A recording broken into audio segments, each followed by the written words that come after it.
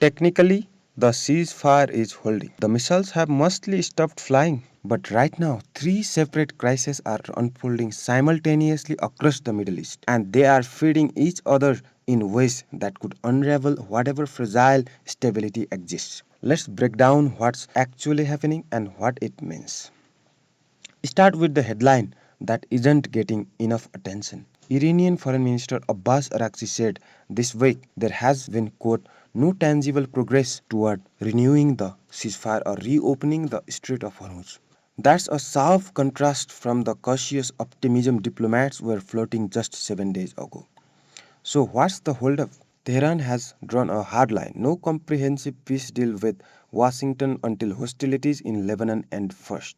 That's a precondition the US hasn't publicly accepted, and one that ties the Iran file directly to the Israel Hezbollah situation, which, as we'll get to in a moment, is deteriorating fast. Meanwhile, President Trump this week confirmed he had considered and ruled out a special forces operation to seize Iran's near weapons grade uranium stockpile early in the conflict. He cited the logistical impossibility of the mission and, in characteristically blunt terms, said he didn't want to, quote, be Jimmy Carter. The uranium remains where it is, and it remains the single most contested item on any future negotiating table.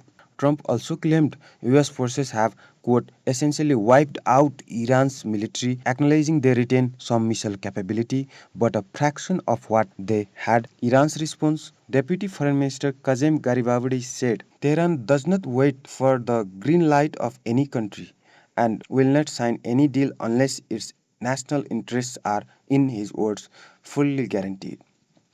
Foreign Minister Abbas Araghchi went further, claiming the war actually became, and this is notable, a source of strength for Iran, forcing both the US and Israel to the negotiating table after 40 days of resistance. Two sides, two very different narratives of who's winning. While diplomats talk, the military situation is anything but quiet.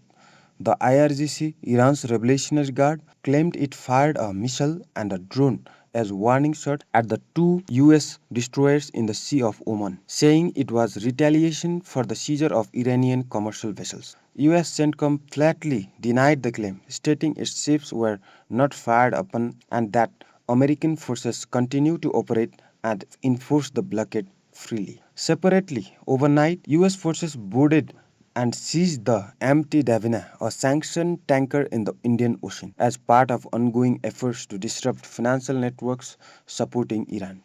So here's where things get murky. Both sides are technically calling this a ceasefire, but warning shots, interdicted tankers, and competing accounts of what happened in the Sea of Oman are not the language of settled conflict.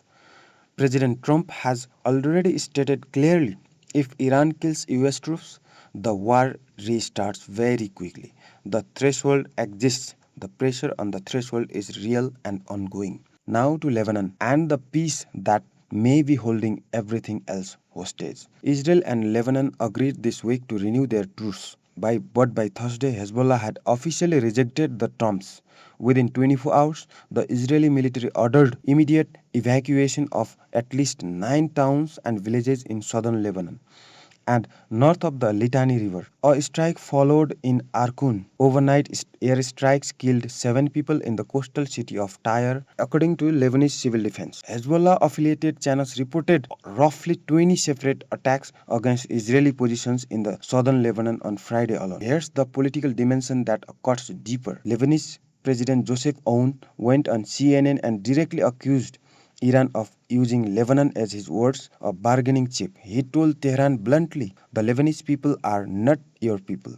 Our houses are being destroyed. It's unacceptable. Hezbollah ally and Parliament Speaker Navi Berri offered a conditional exit. Hezbollah withdraws south of the Litani if Israel does the same. But he called the current ceasefire terms booby-trapped for failing to guarantee a full halt to Israeli air, land and sea operations. So the loop is closed. Iran won't deal with the US until Lebanon stabilizes. Lebanon can't stabilize because Hezbollah rejected the terms. And Hezbollah's position is tethered directly to Tehran's negotiating posture. Each crisis is blocking the resolution of the other. And while the diplomats stall and the soldiers maneuver, the United Nations is sounding a different kind of alarm. The World Food Programme confirmed this week that prolonged conflict and oil prices now sitting at $100 a barrel are pushing 45 million people globally into acute hunger. That's not a projection, that's happening now.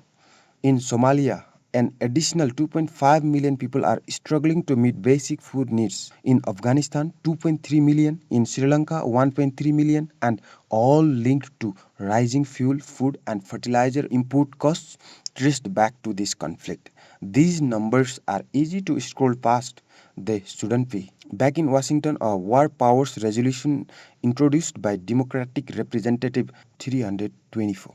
Notably, House Democratic leadership opposed it, citing no active combat role for US troops there. And then there's a story that deserves far more attention than it's getting. A smuggled audio recording from inside Tehran's Evin prison captured the voice of Iranian American journalist Reza Valizadeh pleading for US medical assistance. He had been completely cut off, no communication, for 3 months following a near total internet blackout imposed after US Israeli airstrikes. The blackout was briefly lifted. He got a message out. Whether anyone acts on it remains an open question. Three crises, one not. The diplomatic clock is running, and the margin for error, as the last few days have shown, is thinner than any official statement will admit.